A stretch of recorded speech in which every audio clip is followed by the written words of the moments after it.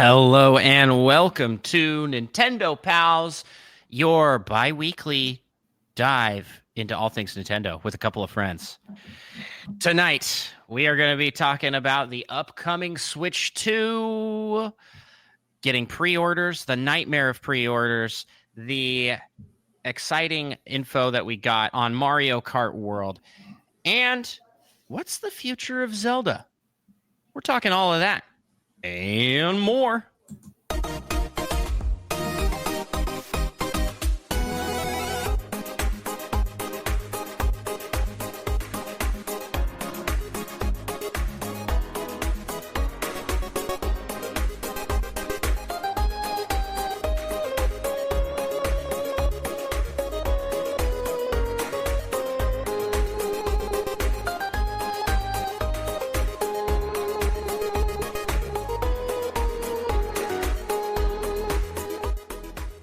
Greetings, fellow Nintendo Pals. My name is Andros, and I am one of the hosts of the Nintendo Pals podcast.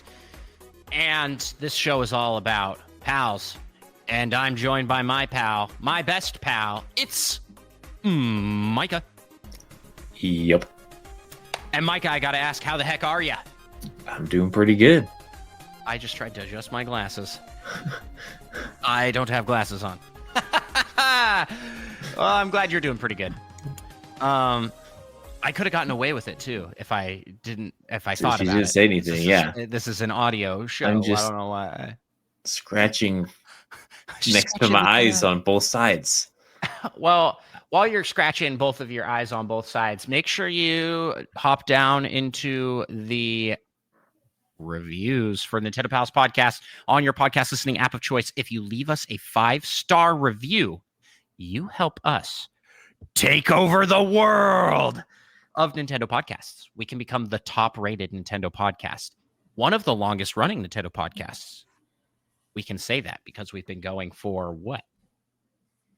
Forever? 5 years coming up on 5-year anniversary. Yeah, leave us a 5-star review. Helps the show out and helps us feel good about ourselves, which we like. We need that. We need that validation, I think. Micah, before we start with anything else, and I've already done a plug for the 5-star review. Let's make the official announcement. We are changing the show's schedule. We're changing the show's schedule. I don't know why that sounded very. What's his name? Sean Connery. Sean Connery. I was like, what impression am I doing right now? Sean Connery. What's the schedule going to be, Micah? Tell us. Tell us more. We'll be doing bi-weekly episodes. And bi-weekly means every other week, not 2 times in 1 week, because it can mean both. Oh yeah, I made sure to phrase that as confusingly as possible. We are scaling back on Nintendo Pals. And that makes it sound like we're not doing as much, because we aren't. We're doing the show half as much. But we've kind of naturally been scaling back due to scheduling conflicts, and it's not for lack of content. If you want to hear me talk more, I am doing that all over the internet. Unfortunately, Micah's content that he's working is not so public facing, because he's been working on personal projects with games and work and career stuff. So, I mean, you can speak to that more than me. Yep, that's pretty much it. Yeah. So, but Andros1 on all platforms: YouTube, Twitch, TikTok. I am streaming over there like 3 times a week. Videos going up every single day. So if you want to see some of that, my gaming content, and that's where my focus is. And because of that, the Nintendo Pals was getting backburnered schedule-wise, but we are dedicating now to releasing these Nintendo Pals episodes every other week. We still appreciate and hope for support over on Patreon, patreon.com/Nintendo Pals. It does help us out with doing bigger projects. Like Micah and I are in talks and plans for Switch 2 launch party that we're going to be doing like a big event for. But the show will be scaled back as far as recordings go. And that also affects Nintendo Pals Plus, which will still coincide with about a Pals Plus episode per Nintendo Pals release. Am I missing anything? I think that pretty much covers it. We are also planning on slimming down the show in general. Our episodes tend to range wildly from 45 minutes to 3 hours, but aiming for episodes around an hour long. Every time we've said that in the past, it goes over that, but that's what we're aiming for. But this time, for sure. We aren't going to be covering every piece of news. We're going to be talking about the news that's interesting to us, games that are interesting to us that might not cover the wide range of everything. But if you want that information, if you want to be having those kinds of conversations, we have a very fun and awesome Discord community filled with a lot of people that are chatting on all sorts of games.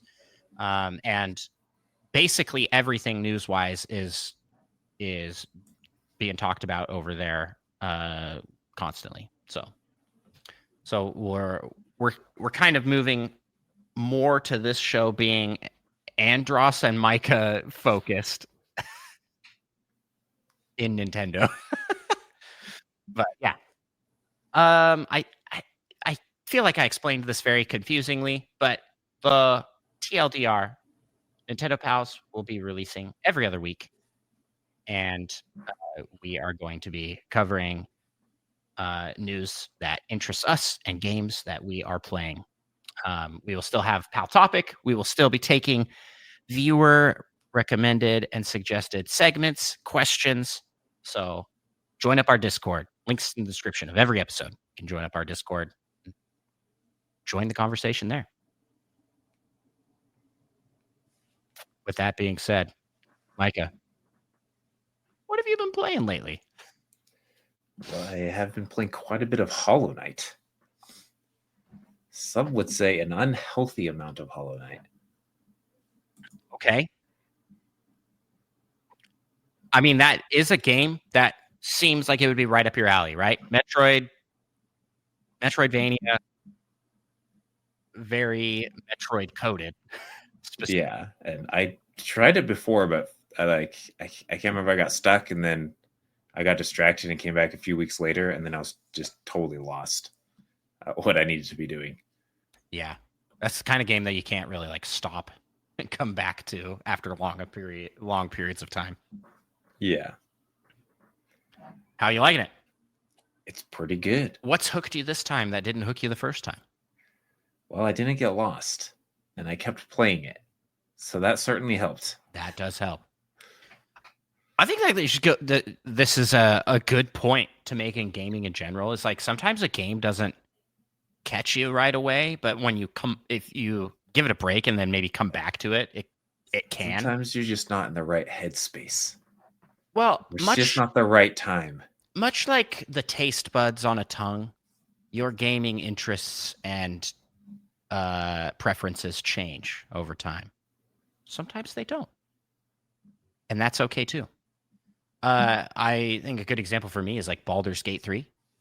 When we first played that, I did not jive with that game. That I was like kind of severely disappointed, if I'm being honest, because it wasn't Divinity Original Sin 2 like I wanted it to be. Yeah. And so, I mean, we bought it in early access. We didn't even finish early access. I didn't. You finished it with Lincoln. Yeah. And so then when the game came for full launch, we talked with our group. We're like, let's all get together and try it again. And I don't know what changed in the 2 years, but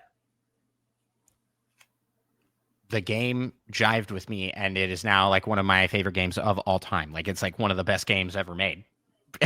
So a game that I really didn't enjoy went from being something I didn't like to something I'm really, really a big fan of. Like Baldur's Gate 3 may have beat out.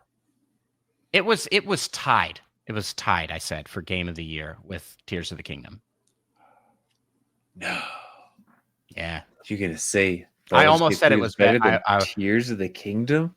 Yeah, which is absolute baloney coming from me because I've put in like 5 times the amount of hours into Tears of the Kingdom that I put into Baldur's Gate 3.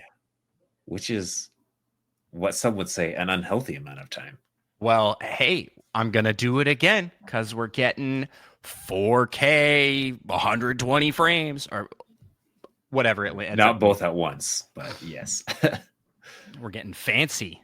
Breath of the Wild, Tears of the Kingdom coming June 5th. Oh, speaking of June 5th, bro, how did your Switch 2 pre-order experience go? Oh, it was like super good. Hopped onto Walmart. I added it to my cart. And then it was like, nah, we don't like that. We don't do that here. And I was like, well, that's a bummer. I guess I'll try GameStop tomorrow. First of all, the site was crashing nonstop, but I got in eventually, put it in my cart, put in my payment information. Oh, I forgot. I had to put in my payment information on both of these sites first before it told me, we don't do that here. And then I was like, well, I guess it's meant to be. I will save my money so I can buy approximately 1,500 packets of Top Ramen. Yeah, you did the math. 1,500 packets of Top Ramen for the price of one Nintendo Switch Mario Kart bundle. Were you trying to get it like the midnight that it went live? Yeah, although I was like 25 minutes late, to be fair. Okay, I did it right because it was just 10 for me. Yeah, so I did it right because I'm on Eastern time, right? So right at midnight, I was actually live streaming. Yeah, I saw you hop on playing. I'm pretty sure it was Oblivion, right? Yeah, As I was going to play. I'm gonna talk about Oblivion. I'm gonna talk about I was Oblivion. like, "There's only an hour until the launch. What's he doing?" I just did it on stream. I was like, I've got it all ready, guys. I was signed in on all of the sites. I was signed in on Target, Best Buy, GameStop, Walmart. Not on Amazon. I think there was another. Have it on Amazon? I don't think. Yeah, I don't. They're still. At least they're not beefing. US. They're fighting. Amazon and Nintendo not getting along right now. So I had all of them open. GameStop, I didn't realize at the time. Luckily, I had Taylor there. Monkey Thunder was in the chat, and he's like, "That doesn't go live till tomorrow." I was like, "Oh, that 9 a.m. makes sense." 9 a.m. Which is definitely a little nicer for some people, but it's an interesting choice. Target crashed. Whole website went down. It's like, oops, we're sorry.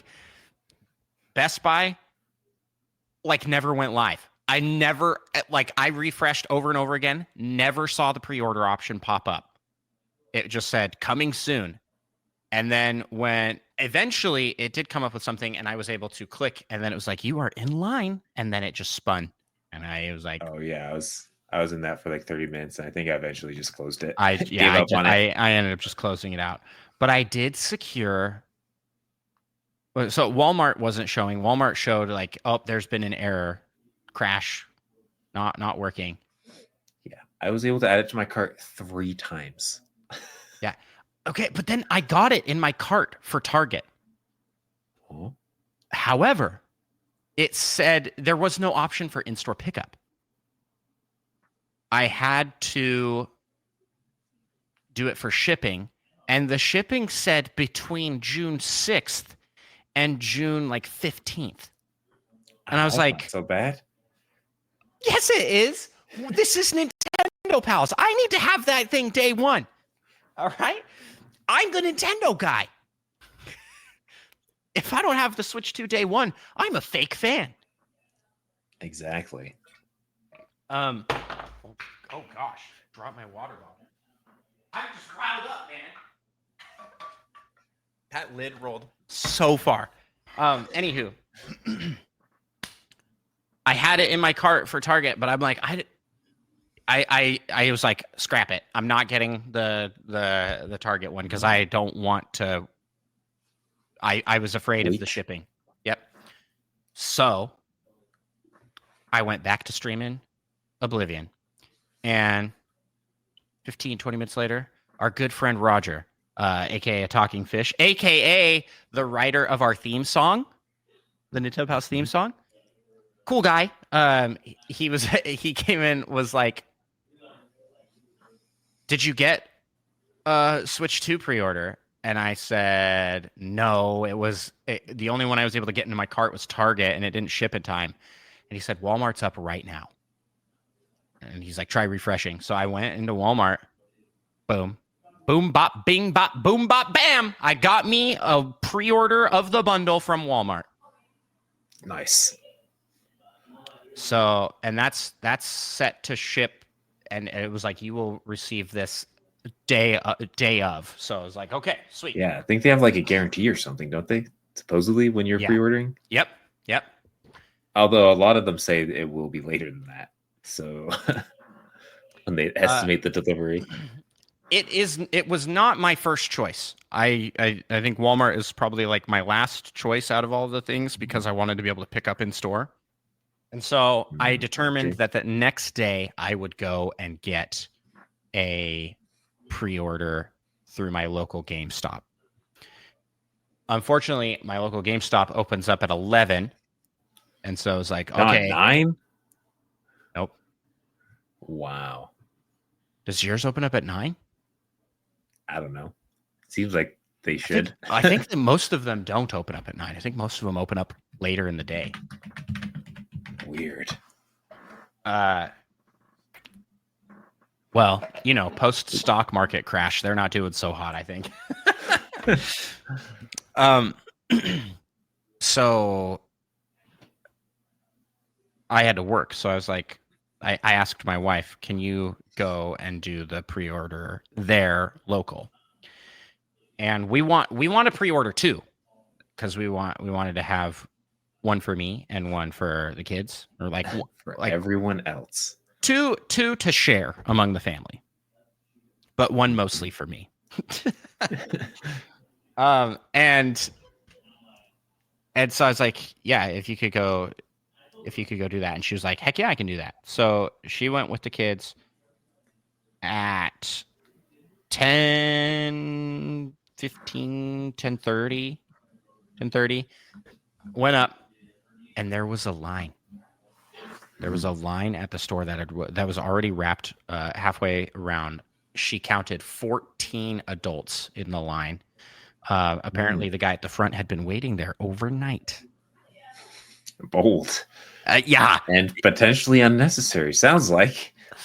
A little unnecessary since, I showed up because she said they specifically said that you can't order more than one per person per account.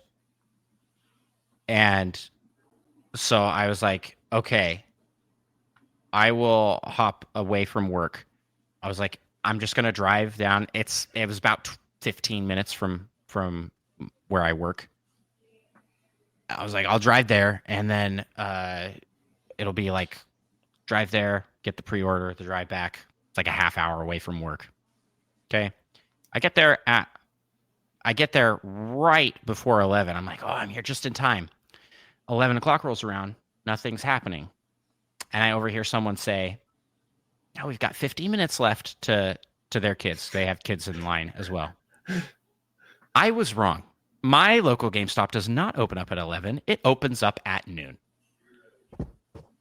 So nice. We waited there in line.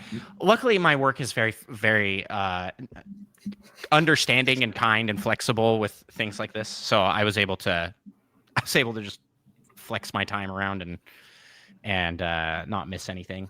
But we waited there it ended up being an hour and a half for the pre-order. This isn't even to get the system, man. This is just to get this was a line to get in line. That's what it felt like. A line to be in line. Exactly. They had Let's see if I've got it. So my local GameStop had 32 Mario Kart bundles available for pre-order. Probably 14 regular, right? 15 regular. Close. Yeah. And because we were like I said, we counted 14 adults ahead of us. We were there with plenty of time, and we were able to secure one of each. So we got the bundle and the non-bundle. They really tried to upsell us on the warranty plan, but I just want to remind everybody, like, you don't need that for electronics. Most of the time, the electronic itself is under warranty from the company. So you're paying a convenience fee if something happens. Does that make sense? Like, GameStop will replace the system for you if you pay for their plan, as opposed to having to send it to Nintendo and whatnot. Yes, as opposed to having to send it to Nintendo. But the sending it to Nintendo, you don't have to pay for. It's like a warranty for the electronic itself. And I'm like, I'm not going to spend an extra $100 on warranty plans for my Switches.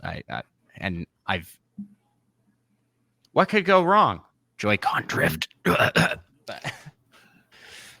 they're like, if you buy the plan, you get a free screen protector. Guess what? I went. That's pretty cool. I went on Amazon. Those are like $5. They're already. You can already order them because it could have been free though. Free if you buy our $100 warranty plan.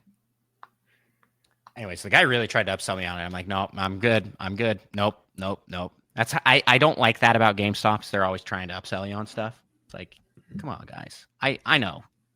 I don't want it. So just let me get the thing I want and get out of here. I'm not going to be the guy that comes back and be like, it's broken. I hate you guys. Why did I, I know what I'm getting into.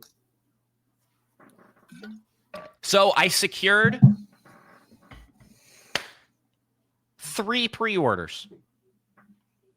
And I'm hanging onto the Walmart one. Me and you were talking because you don't have a pre-order. So if things work out properly, I've got a pre-order for my boy Micah of the bundle. Exactly. So yeah, I'm pumped. And now because I got the GameStop one, right? We're gonna do the midnight release of the system. That was what I wanted. I wanted to be able to go and pick it up physically, not have to worry about some nightmare with shipping. Because like I've had nightmare scenarios where it's like I remember I ordered a game. What game was it? It was a Switch title. That was like I ordered it and it was supposed to get there launch day and it didn't get there for like 3 days after, and I was so disappointed. 3 whole days. That reminds me of the time I ordered a mattress because I didn't have a mattress after moving, and it took them like 3 weeks to get me a mattress. Gosh, that sucks. That sucks. I had a little camping cot on my bed frame. That's so rough. Oh man. I still haven't forgiven Amazon for that. Dude, I remember when my wife and I first got married and we didn't have a mattress. We had an air mattress until my grandparents came and gave us their guest mattress. It was so broke, man. So broke. Living in that tiny apartment. Oh, those were the times. It was the best of times. It was the worst of times. Mostly the worst of times. That was also when the Switch came out. I was in college, and so I was broke. I didn't get a Switch at launch, but I was there for the launch because Eli, our friend, did. Yeah. So I'm very excited. I'm mostly excited this is releasing in the summer. It's not going to be freezing cold when I go out at midnight. And I mean, you've already secured the pre-order, so you can just show up like at midnight. You don't even have to like wait for hours. Right. Yeah, I'm stoked. It's gonna be so fun. And the people in line, so the line wrapped around. I don't know if everybody in line, if there was enough for everybody that was in the line to get one. people at the very back might not have gotten it because They we probably got saw you walking out with your 2 pre-order papers. I don't know if I assume they didn't actually give you pre-order papers. receipts. See, they see your 2 receipts and like, wow, these people. Sorry, kids, we don't get a Switch. Well, we were there anymore. with all of our kids. We were there with all of our kids too. So it's like, sorry, kids, we don't get a Switch anymore because I think people understand. 2 monsters took them all. The line when we got there was we said 14 adults. There were a bunch of kids there with parents, as well. So it was about that many people in front of us when we got there at 11. But by noon, when the store actually opened up, that had extended to just as much behind us and wrapped around the building. So I don't even know where the line ended. Kind of crazy. So I think getting there and waiting for the hour was probably worth it to secure a pre-order because we're guaranteed to get our systems at this point. They have unless their shipment is stolen. If something goes wrong with our local GameStop and they don't have the amount of systems that they promised, that would be devastating. All these people that waited. We had like 50 systems. We actually have 5. We actually only have 2. Back in the day, that was how it was. It was like there were wasn't pre-orders. You just had to go day of and get the system and hope that they had enough. At GameStop, I remember it was like you couldn't pre-order the system. You would have to go and they'd be like, "We've got 15 systems here." You're like, "You're kidding? Only 15?" Then they throw in a couple bats into the mosh pit and you guys have to just fight for them. Yeah. I think, well, and you saw it with they had 35 versus 15 or 32 versus 15 of the bundle versus not. So I think Nintendo at least has planned this out. They're planning to sell a lot of bundles. Yeah. Mario Kart's essentially a pack-in title that we're paying $50 extra for, but it's gonna be there. It's better than paying $80 extra, I guess. True. So I'm feeling good. It was not as stressful as I thought it was going to be. I was very worried I was not going to get a pre-order, but I ended up getting one the night of, and then the GameStop one was actually relatively smooth. I don't think that's been everybody's experience because it sounded like the websites were down everywhere. Our GameStop staff, the guys here, were like, this is going to be a long process. Like, even after they opened, it still took 30 minutes. And we weren't very far back in the line. It still took 30 minutes before we even could go up to the register because all of their systems were slowed down. Things and yeah.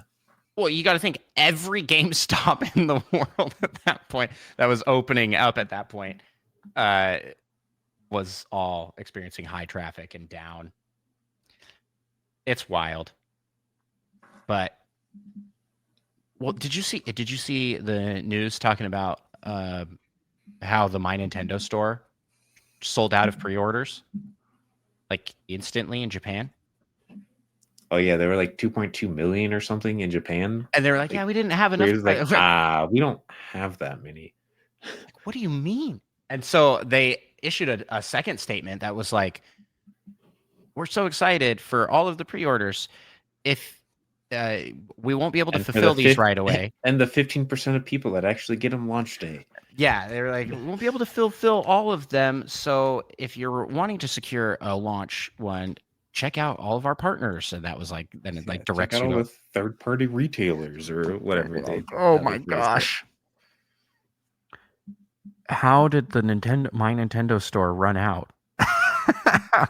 And this is pre-orders.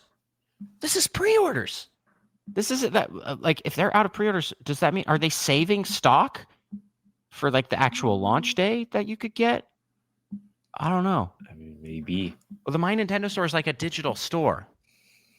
I also heard, I'm going to verify this now, that someone is in line in New York for the Nintendo Switch 2. What if they just don't have any physical? Let me verify this now. Nintendo fan plans on waiting in line for Switch 2 at Nintendo New York for the next 2 months. That's right. It's Chicken Dog. I mean, that's not because they want the Switch, I feel. That's just a publicity stunt.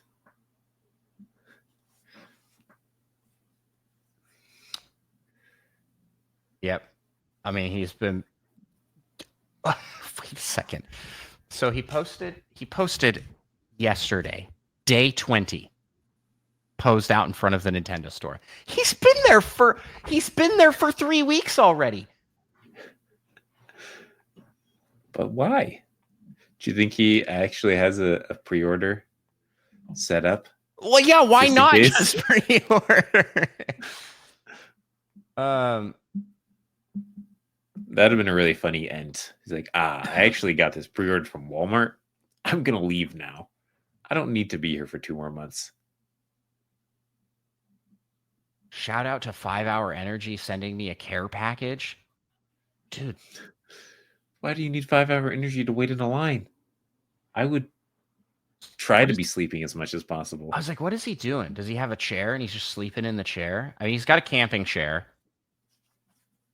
It's gonna be so bad for your back, just sitting in a camping chair for let me share screen with you. 2,000 hours. So we can look at this. Yeah, for real. Let's shout out and show Chicken Dog here. Okay. I love New York City. Let's scroll down to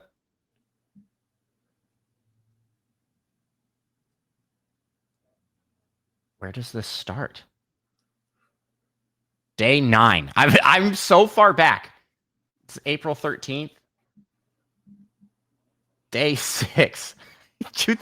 Dude's just been chilling out there. Everybody should go subscribe to his YouTube channel. He's a dedicated fan. He looks like he's been going into the store and buying things. What do you think he does for work? I need to get his job so that I can just take 2 months off to stand in New York City. Like how? Yeah. You either have to be really wealthy or just straight unemployed. I would prefer the former to the unemployed. But yeah, he's just been standing there in New York City, like.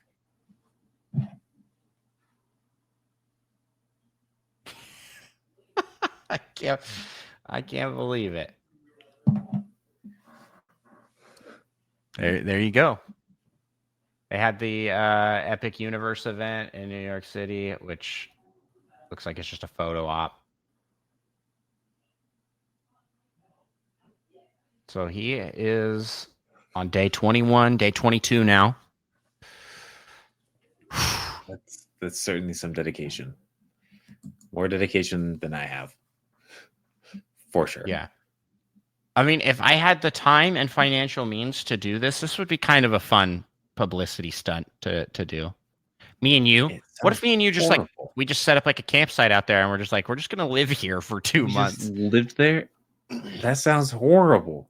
How would I play Hollow Knight? Well, one of the pictures he was playing Switch from like the back of a car. Back of a van or something. It looked like. Oh, that's so fun. And there you have it. So it's the lines are already starting. I am excited to see what happens day of as people are flocking the stores and lines. It looks like at least the launch is going to go pretty good if pre-orders are an indication. Yeah. So I'm very interested to see how many they'll sell.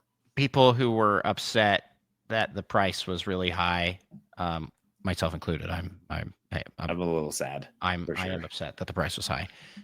I saw a lot of people calling for like boycott Nintendo. Don't let them get away with this. It's like, yeah, sorry guys, they're getting away with They're it. gonna keep getting away with it. They're gonna keep getting away with it, unfortunately. So sorry I went on a whole rant here. Any other games you want to highlight you've been playing? It's been a bit since we talked, so It's actually about games, anyways. mostly it. I guess we played a bit of Repo.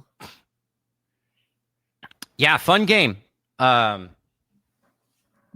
a Nintendo game, but if you haven't seen it already, Repo.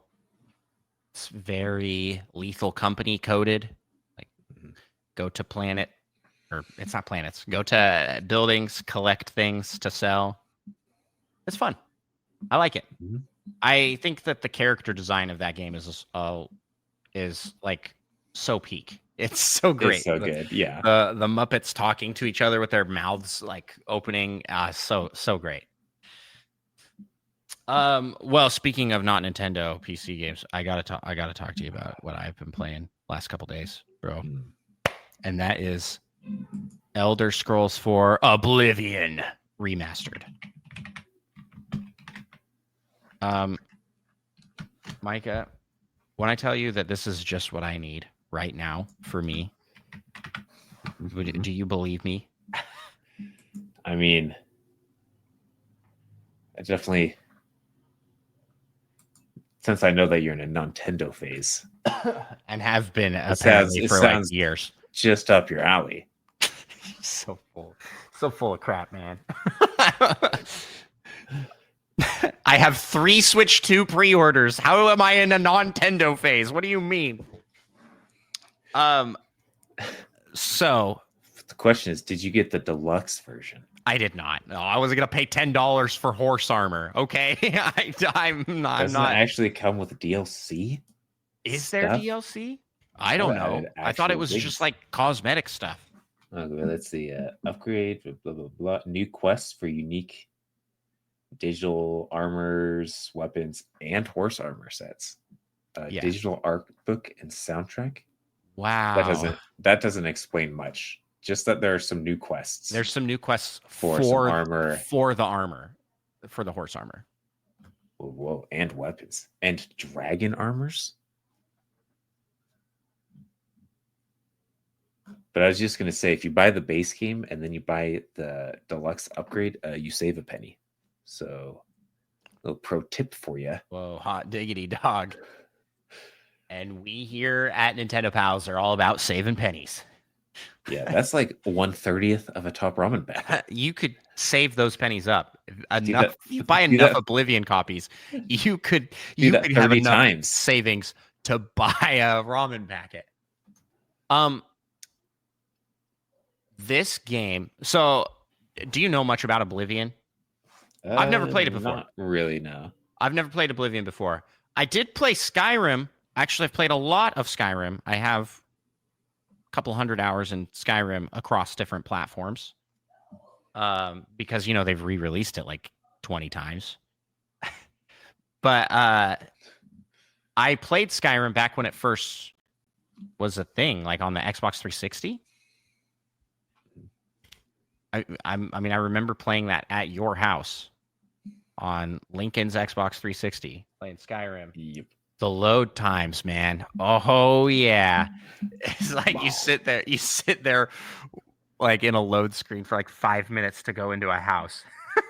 So great. And then you leave the house.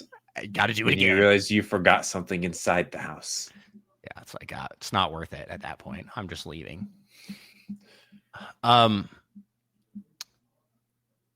Oblivion for me captures what Skyrim did when it first launched for me. So in that it's this big, beautiful open world and it's so janky. Oh, it's so janky, but in all the best ways. That's what I've heard. They're like, They didn't fix anything. This is exactly what we It's wanted. perfect. Yeah. Including apparently a voice line do-over. I saw that clip. It was like, let me do that again. So And then funny. read the line. They left all the dialogue. It's like I think they recorded new lines for characters that didn't have, or to give more variety for ones that didn't have. But I mean, I did a quest yesterday where you sneak into a dinner party, you cast a spell that removes everyone's clothing. It's just like, and everybody's in their underwear. And so that naturally makes people a little upset. And then you get approached by the guards and they're like, halt, for crimes you're going to have to pay a fine. And they're like, you're going to have to pay a fine. But for me, I didn't have enough money. So they're like, you've been caught breaking the law and you don't have money. Time to die. Time to go to prison. Oh, boo. Your stolen goods are mine. You're going to prison. And you can resist arrest at that point. So I clicked resist arrest. And then I have a spell that I can turn invisible. And I turned invisible. And I walked out of the castle. And every guard, it's like, he was here just a minute ago. He was here just a minute ago. He was here just a minute ago. Must have been the wind. Where are you? Where are you? And there was a swarm of them, and all of it was layered on top of each other. He was here. He was here just a minute. He was here just a minute. And all of the dialogue talking over each other. Oh, it's a beautiful, buggy mess. I jumped up a mountain and then fell a little bit and died from fall damage. I fell like 2 feet and was like, "Wah!" I've leveled up. There's a bug at the very beginning of the game. If you go back to the jail that you were in, was the sneaky one? Yes. He just crashed there forever. Yeah, I've seen 2 clips. It is the voice actor one, do-over, and the sneaking one. So if you go back to the jail, it's funny because what you do is you go to the warden of the jail and say, "Hey, can I want to visit a prisoner?" And he's like, "Sure, but I'll have to keep an eye on you the whole time." And then you go down there, and if you talk to him again and initiate the exact same dialogue, it triggers him to go back to the door that he opened up to let you down to the jail cell and follow you down. He goes back up to it, and because the door is open, he closes the door and then just gets stuck on the other side, eventually gives up and goes back to his post. So you just go down to the jail unattended, and then you can just pickpocket the guy in the prison cell, and he can't do anything because he's in jail. It's kind of rude. And so he just is saying over and over again, "Take it. Not much use to me anyway. Take it. Not much use to me." It's just repeated. And I leveled up my sneak to 100. I was like, I'm just going to sit here and spam this because I'm doing a pacifist run where I can't kill anything. And so being able to easily sneak things and steal things off of people is kind of necessary in order to complete the run. And I'm having so much fun. I really am. The fact that they kept it just being a buggy mess with just fancy new graphics, I think is just a winning point. Everybody seems to be like totally okay with that. They're like, "Yep." Yeah. Release a game with bugs, everyone loses their mind. Release that same game with bugs 10 years later, it's a classic. Yeah. Like 20 years later, actually. Did it come in like 2005 or something? Yeah. It's an old game. I mean, if you look at like comparisons, it's like, wow, it looks gorgeous by comparison to what it used to look like. But I totally see why people love this game. How did I never hear about it? How had I never played it or like heard about it before? Elder Scrolls I didn't know existed until Skyrim.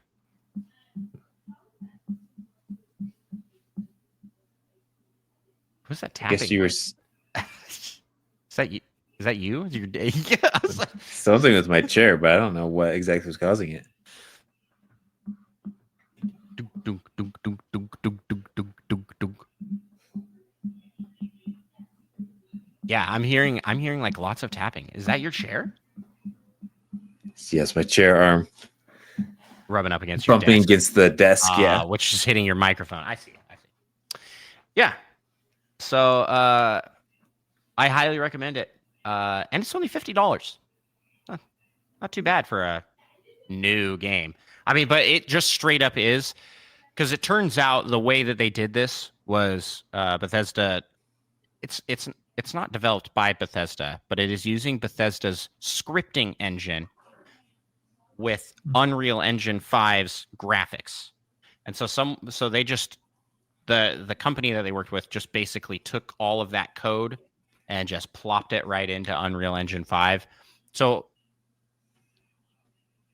relatively easier than remastering the game or full remaking of the game.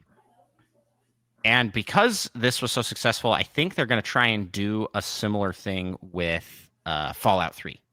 Like remaster Fallout 3 with Unreal Engine, or is it? Yeah, remaster is what they're calling it. And yeah, I am playing it the wrong way. I've had people in the chat like, "Why are you doing your first playthrough as a challenge run?" I'm like, "Because I want to stream it." And I don't stream for multiple runs. I don't stream normal gameplay. I only do challenge runs. That's my thing. Oh, that reminds me for the first time. You know, it's a really good challenge run. What? Metroid Dread, a minimum item run. You're right. Potentially on Dread mode. I'm so glad that one of our duo has done that already, so that I think don't both have to. of our duo should do it though. Yeah, no, I don't. You need like a bigger sample size is necessary, you know. I don't want to do that because listen, you're third place on the leaderboard. Oh, I'm actually fourth place now, I think. Yeah, I don't want to bring you down any further, you know.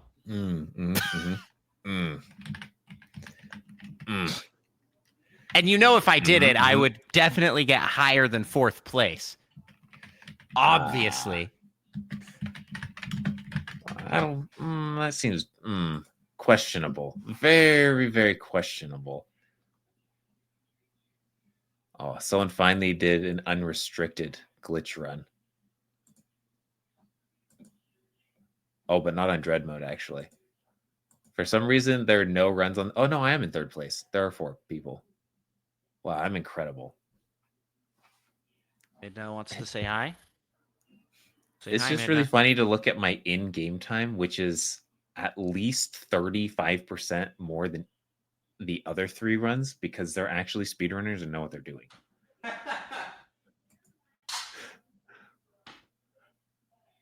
Don't sell yourself short, bro. You're an actual speedrunner too. You just didn't do it as fast.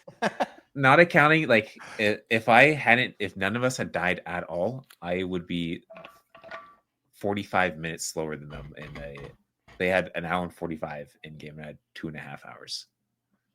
So they just did everything 30% faster than me. I am excited to see day one people going in and speed running Breath of the Wild and Tears of the Kingdom, because it will be at a better frame rate, so it will potentially go faster, like load screens and stuff. Yeah, exactly. I'm like, oh no, is there gonna be like a new category? A new category for sure. It has to. There's no way they keep it the same. Like, yeah, I'm pretty much. It's like all these people that were like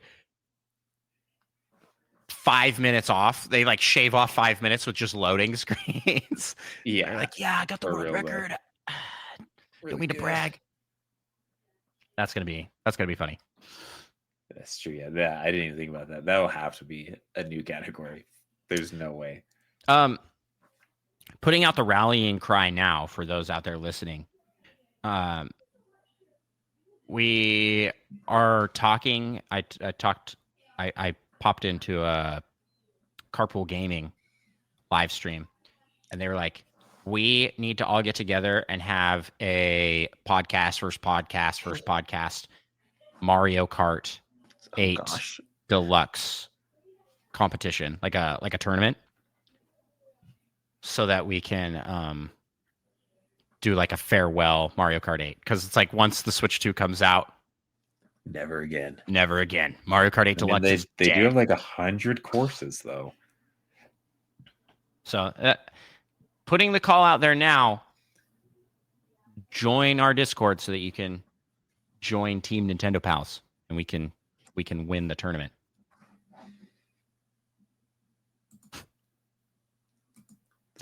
Yeah. Micah, is there any news items that you want to talk about for in this pocket? Mm-hmm. Do you just want to play the news bumper? Just play it for us. Just so that we get that mindset. Yeah, there we go. I forgot we weren't already in the news. I got a kick out of the Paul Rudd Yeah. Super Nintendo commercial, That one. and that they brought it back, and he's dressed like he was dressed for that, which may have been like his debut acting. Was that commercial? Yeah, I did hear that someone said that. I mean, they even showed him playing F-Zero again, I'm pretty sure, except now it's F-Zero 99. Maybe I'm crazy, actually. Maybe.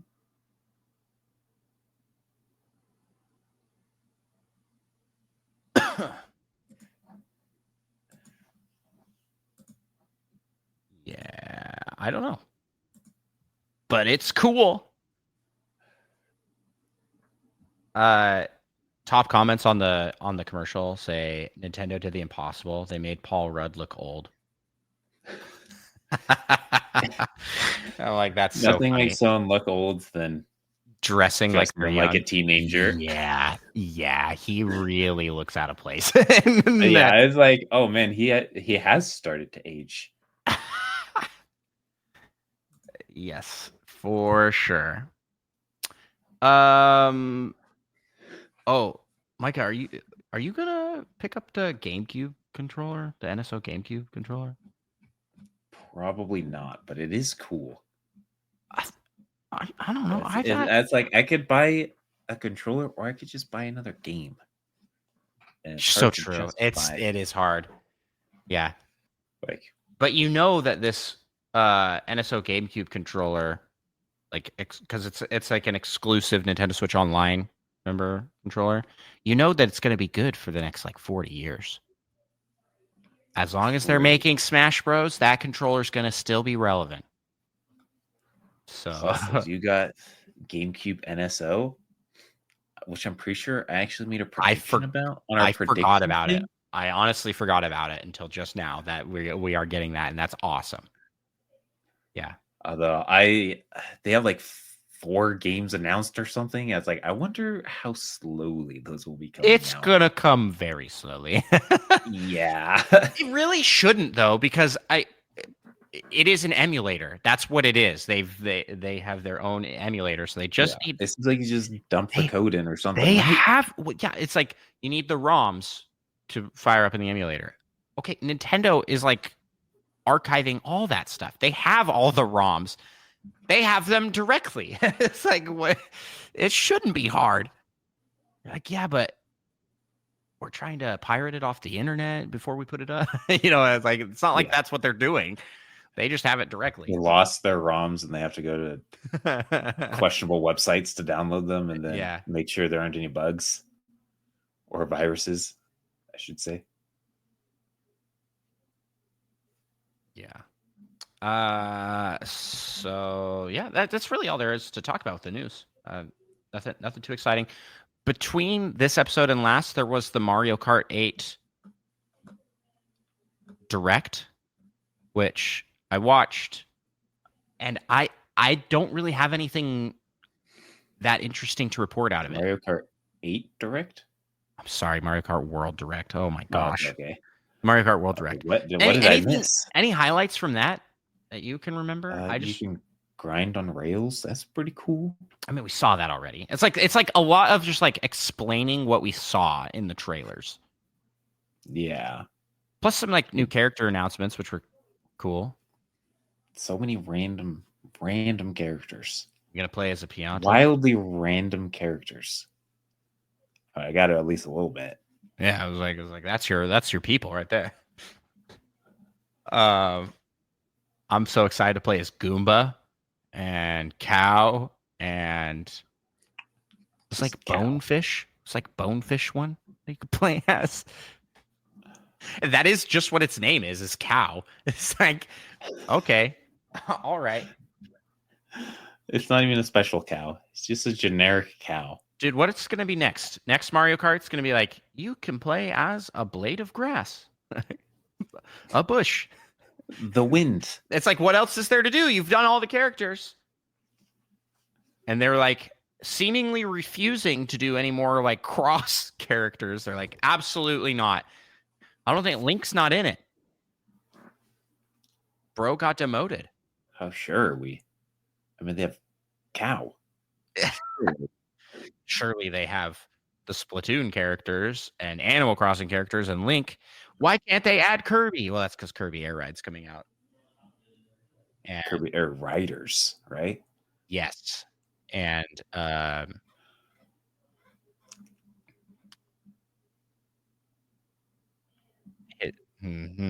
Kirby's dad, Sakurai.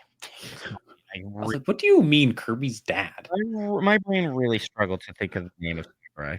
I was like, Sakurai was like, absolutely not. You can't have Kirby for Mario Kart. Mine. He's only available in Kirby Air Riders on the Nintendo Switch 2. Yeah. Well, anyways, that's what we got for news. So what do you say we jump out of the news and let's jump to the PAL topic?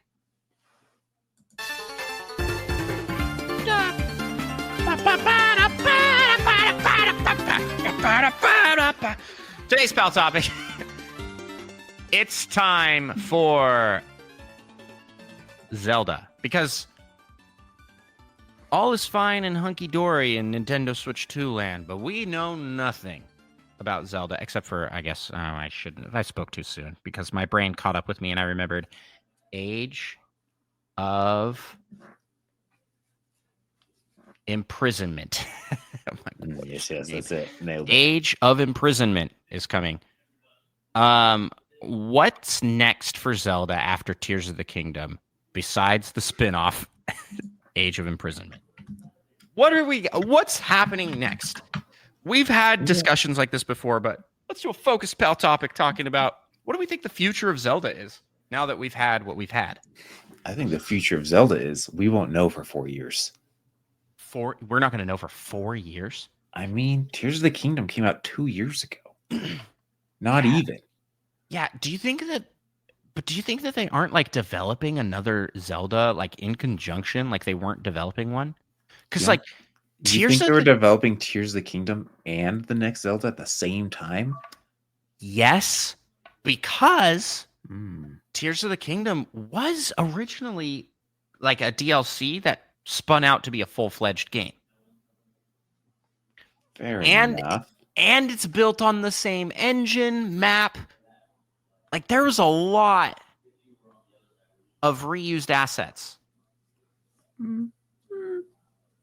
Okay, let me do some quick research here.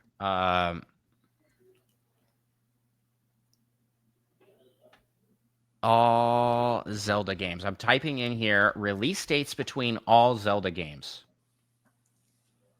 Because just show me the list. I just want to see the list. Dang it.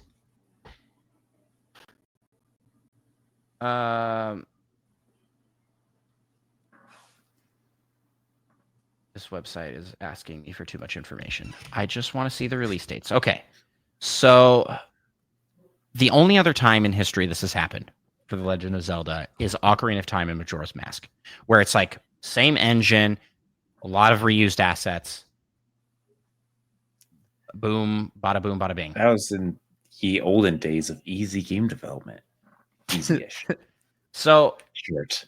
Ocarina of Time released in 1998. Majora's Mask released in 2000. Then the next mainline Zelda game to come out, because we had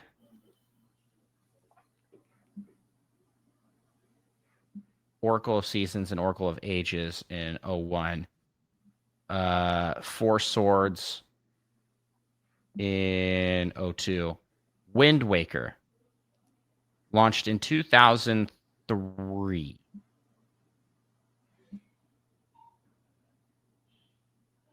So let's see. They went from 1998 to 2000 to 2003. It's like 2 years, and then 3 years, and then after Wind Waker was Twilight Princess in 06. That was another 3 years.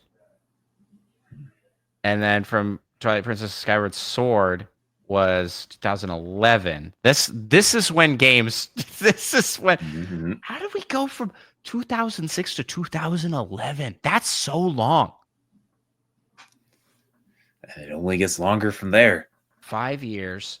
Okay. Yeah. Well, that's because the next one got just Breath of the Wild just got stuck. 6 years. And then Breath of the Wild again, right? Breath of the Wild to Tears of the Kingdom, also 6 years. But in there, you had like a pandemic, and yeah, fair enough. I think it would have been a quicker turnaround time. I mean, if without COVID, I think we would have seen Tears of the Kingdom come a couple years earlier.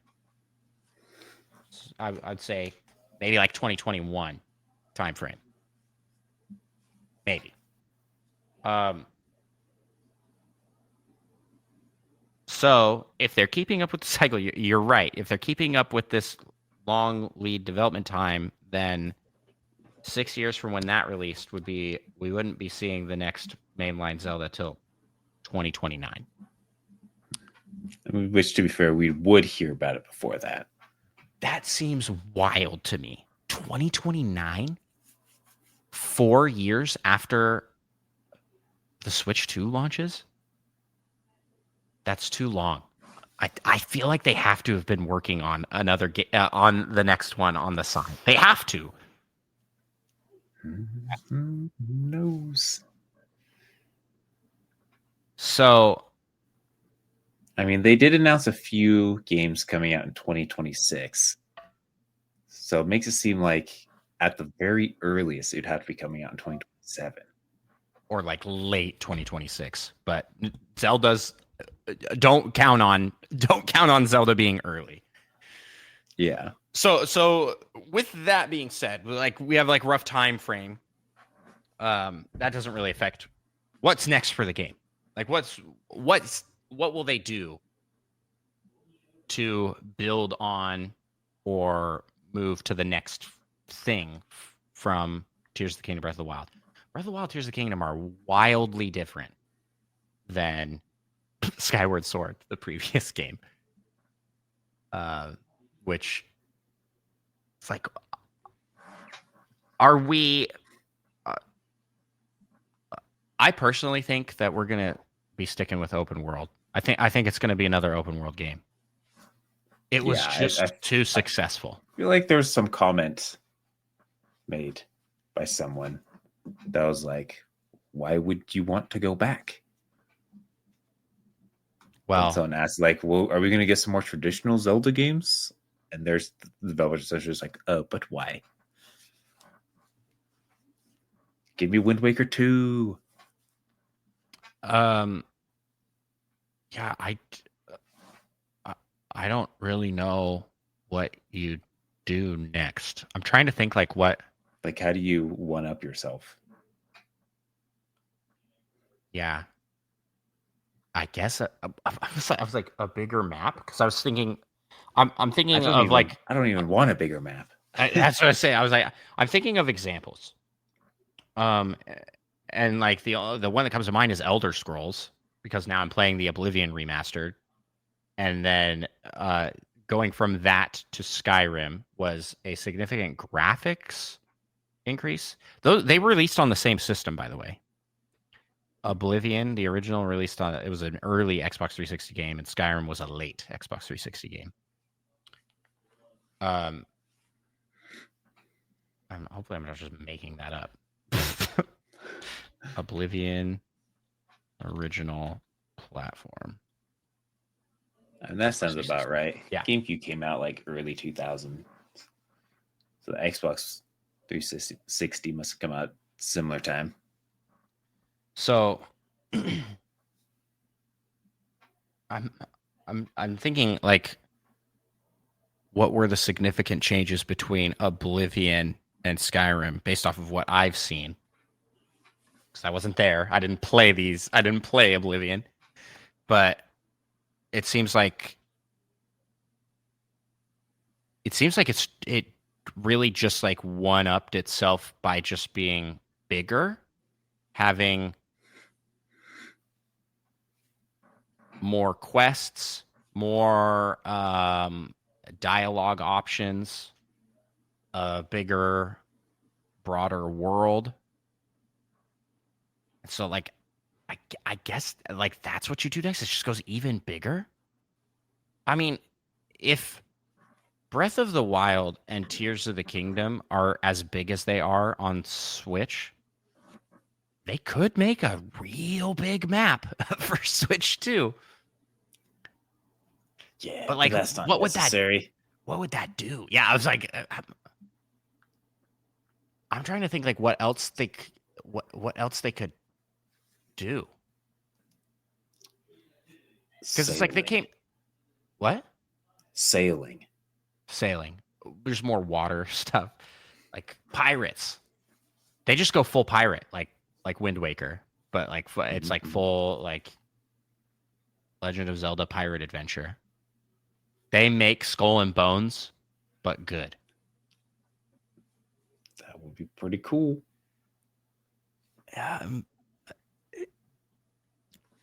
I don't know. I want to acknowledge here that there is a large group of people that are not a fan of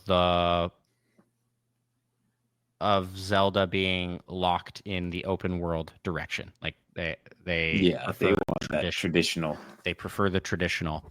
So I want to acknowledge they haven't listened this far. They gave up at when we were, talking it up, like how excited we are about it.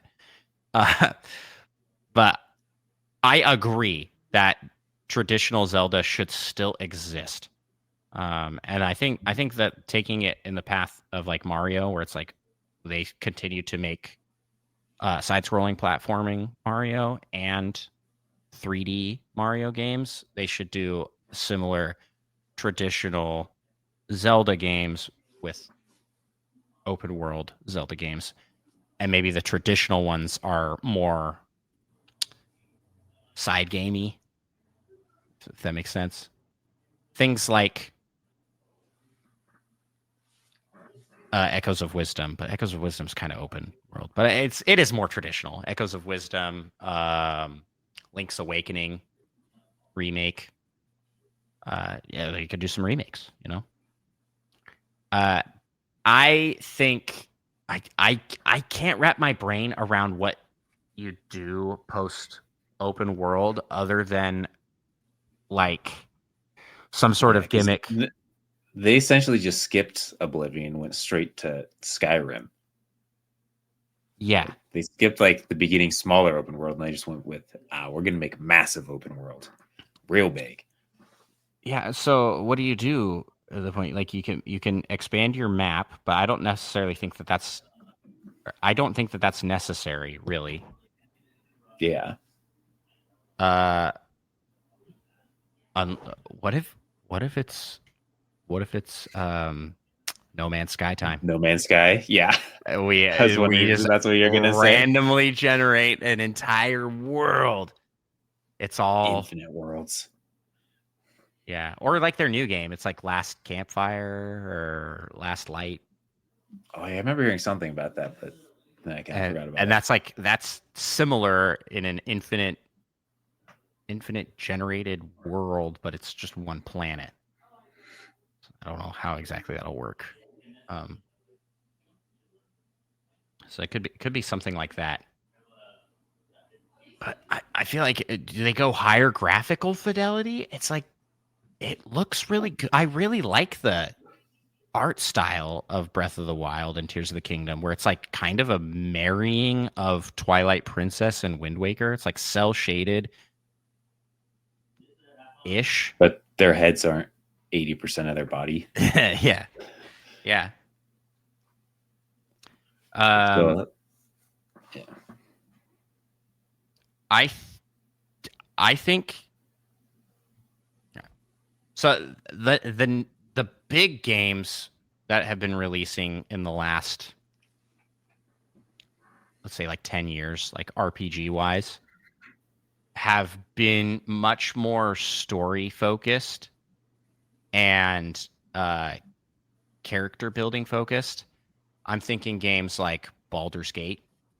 Baldur's Gate has like really rich world and story while still being a pretty, I mean, that's like an open exploration game. We had like top games. I want to say Cyberpunk, but I know Cyberpunk was like kind of a mess. But it's supposedly much better now, I've heard. Well, good. We can play it on Switch when it comes out. Oh yeah, I actually forgot that was happening. There were some wild third-party announcements for the Switch too. Holy cow. Elden Ring. And it's like Elden Ring is I feel like Elden predicted. Ring. I didn't think it. I felt like it's just been too long since Elden Ring. Yeah. Well, I'm saying that's another one of the big games, but I'm like I feel like Zelda in a lot of ways is better than Elden Ring, and Elden Ring is better than Zelda in a lot of ways. I feel like they're like on an equal level. Like Elden Ring, I feel like better. And like, we should take things from Elden Ring. I feel like the exploration is more fun in Tears of the Kingdom. Yeah, and combat, but the combat variety at least is off the charts for Dark Souls. Better, like in Elden Ring. So many options. I mean, you do like, especially in Tears of the Kingdom, you can do some like crazy combos with your weapons and things, but it's not quite as deep. So a lot of that's more surface level. The reason I'm like going, oh, what were these games out here doing, is because Breath of the Wild ultimately was Nintendo's answer to what if we do an open world game? Because open world as a genre has been around since like Oblivion, and like and got really popular, and then Nintendo came in and said, this is our answer to what an open world game should look like and play like. And it's great. It's really fun. But it is not a unique idea. We took a really popular idea and gave it the Nintendo flavor. So I'm trying to think like what out there could you do? Give us the double hook shot. That's all we need for it to be better. Here's from sources across the web, top games from the last 10 years. You got Dark Souls. Breath of the Wild is the second one listed. You have The Witcher, Witcher 3, Red Dead Redemption 2, Mass Effect, Skyrim, God of War, Minecraft, Portal 2, Mario Odyssey's on this list, Last of Us, Control. And the only thing that is in these games that isn't in Breath of the Wild to me is that like more rich story side of things. Yeah. And so I think that's what you do next. Like human interaction is pretty sparse. Yeah. There's not like much to it. Yeah, so I could see them making it where it just becomes very Baldur's Gate like in its dialogue trees that you can go through and talk with people. And maybe how do you feel about alternate endings? I would love it. Yeah, that would be awesome. Alternate endings. Yeah. I mean, I guess they kind of have that in Breath of the Wild with like the memories, but they just add like a small scene at the end, Yeah, kind of a thing. it's pretty bare bones. I I mean, also it would. would be interesting if they had like, depending on what you do, it has a branching timeline kind of a thing, like because they have Yeah. Wind Waker's like the branch timeline of if Ocarina of Time Link had failed. I think I'm getting that lore right. Yeah. But what if you could see both of those paths in the end, depending on what you did? Yeah. It would be interesting to have like an end game, like Some post because game content. yeah, post game content. Because story wise, like every Zelda game ends when you defeat Ganon, and it's like part of me, That we jump back before it for your part last save. part of me would just love to see the what The happens aftermath after. of Yeah, yeah. So that could be cool. Um, Building and customization are another thing that I think we could see a lot with. And Tears of the Kingdom has like one of the coolest like mechanical building systems, right? With yeah. the Ultra Hand. It is, however, so limited and janky. It's like trying to line things up properly doesn't work very well. It's not as smooth and nice to build You just have to something. have that engineering touch. Yeah, it's never going to be as nice and smooth to build something in that as it would be in like say like Minecraft or something like Valheim, like Valheim's building mechanics for like building like a building. Interesting. Wow. I just seem to remember everything we built looking terrible in Valheim.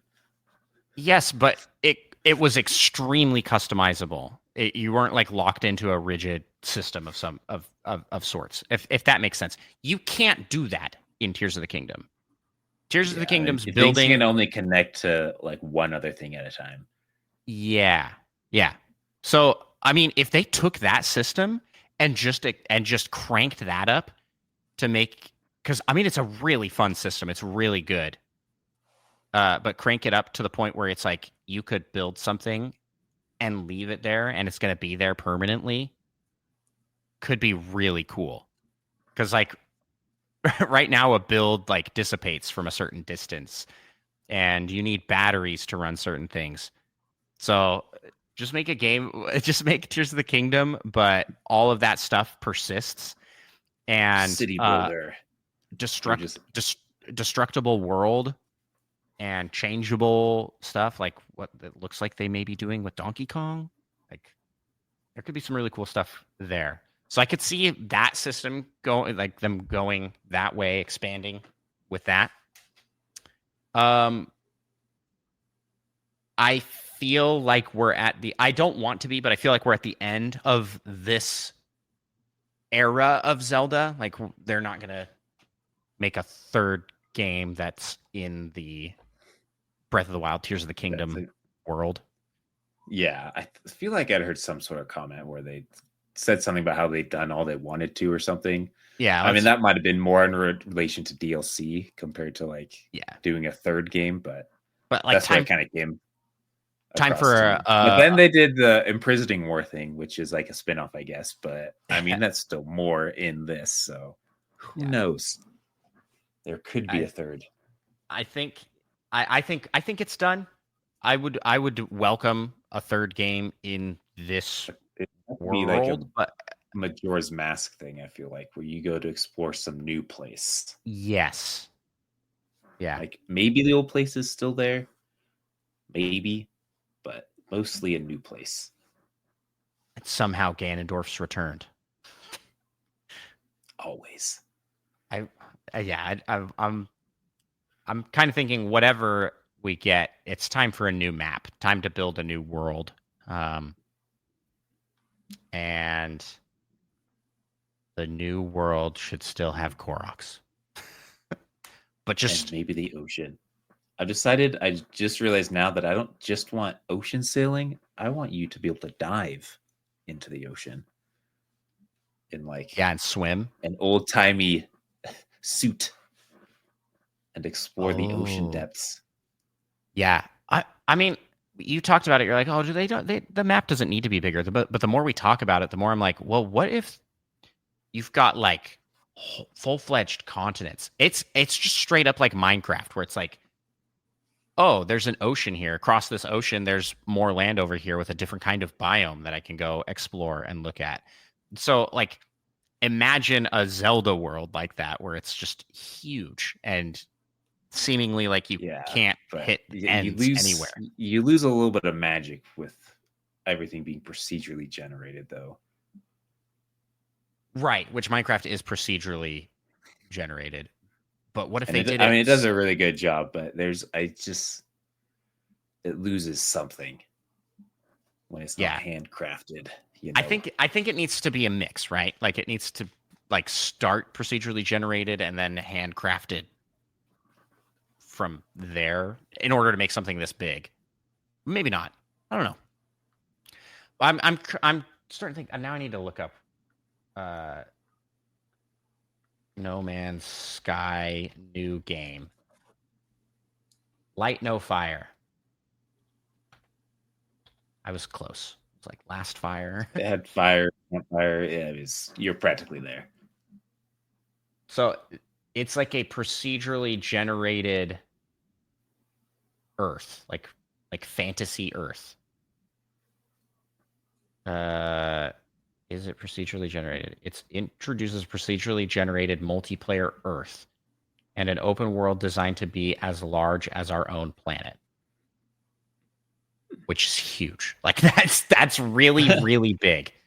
So I'm thinking, I'm like they could do something like that where it's just a way bigger map. I feel like you lose a little bit of focus in that regard, but they could do something with that I think would be cool. What if this next Technically. And what if that'd this be next cool Zelda game in some ways. what if But this I next Zelda game wouldn't is like it. is straight up a survival game? It's like less of a quest to save for Zelda and more of a you are here and have to survive. Like Don't starve work style. yes. Yeah. Work your way up to a thing. I could see I that. feel like that has to be a spin-off. I don't think they'd make a mainline. What if you catch Pokemon? What if it's Pal World, but with I was Zelda? wondering, it's just different Koroks. Dude, there's a fan game out right now. Jumping kind of side tangent here. There's a fan game out right now that has remade Pokemon, but it's all Mario characters. So you catch different Mario enemies. It's all built in like the Ruby, Sapphire, Emerald engine. It looks so good. I'm amazed at like how full-fledged it is. The story plays like a Mario and Luigi type story, but then like it is a Pokemon game. Like you catch and level up different Bowser enemies and use those to Bowser enemies, just different in-game enemies, and they evolve and stuff. So you get if you start with Piranha Plant, it evolves to PD Piranha, its final evolution. Can you get a Goomba stack? I have to believe you can. It's got to be like every time it evolves, just adds one more Goomba. Well, it has to be like that game's version of like Magnemite and Magna. Oh yeah, Biglet, Doug Trio. Exactly. Goomba Stack was the original Doug Trio. Anywho, that was kind of a side tangent here. Anything else you want to add with Zelda? Yeah, it's like I would even be okay if the world was like half the size. Just make it a little more focused. I mean, exploring the whole thing was a ton of fun, but you don't really need it to be that big. I feel like Tears of the Kingdom cleaned that up pretty good, with the exception of the depths, which are very empty. Yeah, but like the upper world. The problem is when there's like a huge world, I feel like it's like FOMO. I don't want to miss out on seeing cool things. Yeah. Which when I they're think that's like a lot of people's insanely, problem with yeah, open world games in general. Yeah. because then when it's like if it's the size of Earth, it's like, well, obviously I'm only going to see like 2% of it at most. So I'm like, Just what like are real these life. cool things I'm missing out on? Just like real life. Then Dude, again, just like real life, they'll have the 7 wonders that friends we're will tell getting you that about. game, right? We're gonna get Light No Fire when that comes out. You got to play that. If multiplayer open world game, heck yeah. When does that come out?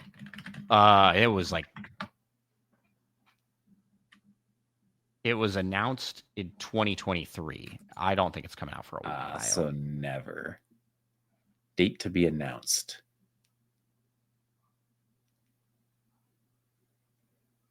Oh, and it says it's actually, more of a survival game. Light No Fire's release date is expected to fall in Q3 of 2025 at the earliest, but more likely at the earliest. Q4. So it's yeah, probably but who's saying that? Are people just that's estimating? That's analysts, but I think they are also pretty open with their development process. Yeah, I I just see like on Steam it still says like a release date to be announced. Seems kind of questionable, like that it'll be releasing this year. Yeah, well, then again, freaking Bethesda just said Oblivion remastered and drop. Legendary Shadow Drop, by the way. Absolutely legendary Shadow Drop. I was like, this is some Nintendo level crap right here. Like this is a out same day for a huge game.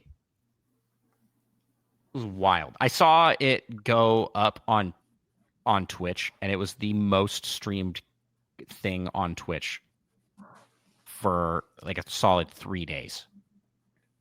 So yeah, Light No Fire is going to be really good. I still need to play through and finish No Man's Sky. As long as they're not. What if it's the new No Man's Sky? It comes out and everyone's like, I feel like this is much less than we were told. And then in 2 years, it's really good. We have tempered our expectations. I think No Man's Sky literally ruined that for everybody. I could just see in 5 years every game, articles about it's the best redemption arc since No Man's Sky. Light No Fire. Light No Fire. Well, besides No Man's Sky updates, what have they been working on? Since No Man's Sky. Seems like they've been working a lot on No Man's Sky, and yes, but I mean I think they've been working on Light No Fire for a long time.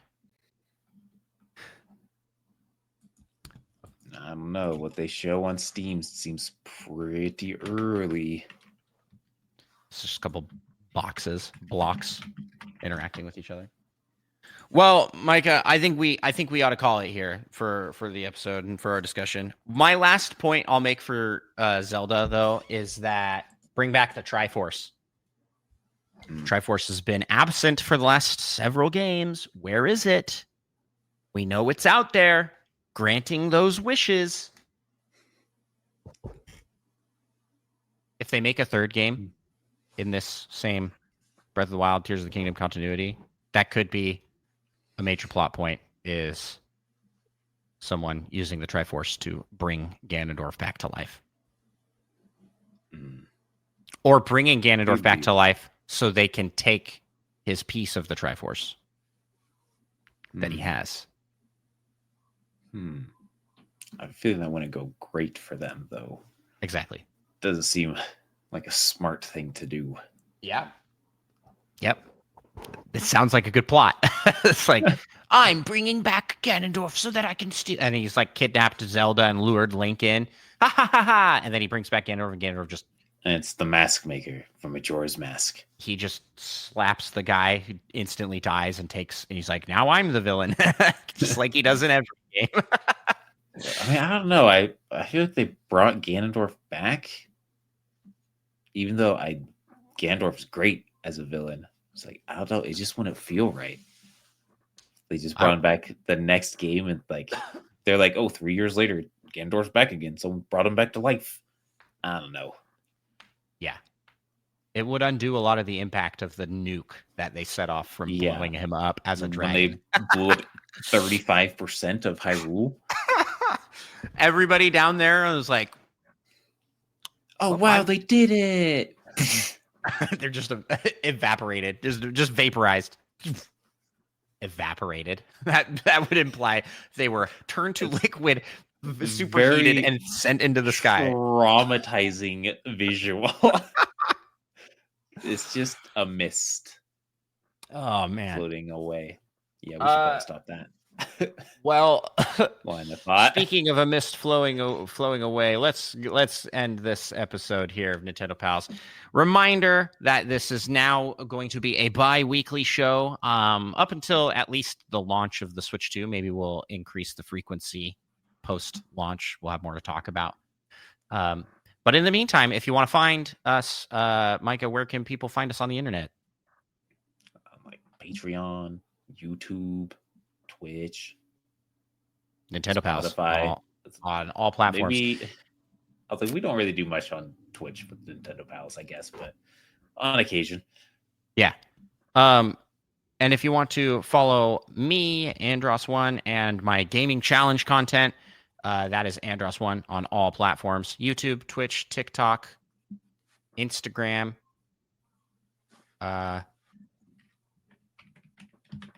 I think that's really it. And here on Nintendo Pals. And with that being said here, let's end our episode, Micah, with an ad read. This episode of Nintendo Pals Podcast is brought to you by WaluigiWare TM, the only micro game collection that actively judges you. Oh. That's right, Nintendo's latest innovation is here, and it's petty. Featuring over 9,000 micro games, including complimenting your rival's Animal Crossing island without sounding jealous, cooking Mama's Just Microwave It mode, and dodging blue shells in real life. For a limited time, pre-order WaluigiWare and receive a bonus purple mustache comb and an exclusive Joy-Con drift simulator, because chaos is just part of the experience. WaluigiWare. Wallow your instincts. Available wherever fake games are digitally imagined.